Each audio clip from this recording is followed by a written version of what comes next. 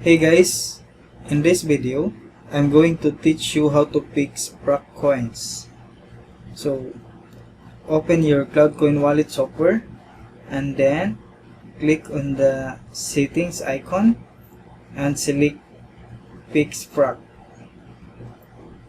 Then you will have an option to select the wallet that you are going to fix.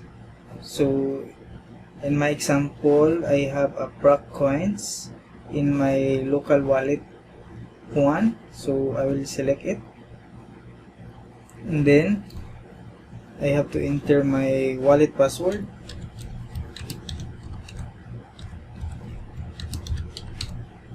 and click continue. As you can see right now, my wallet has been fixed. So I had 100 fracked coins, and then I have now 100 fixed coins. Okay, so that's how you fix fracked coins.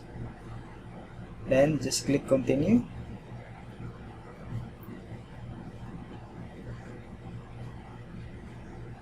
Alright, that's all for now.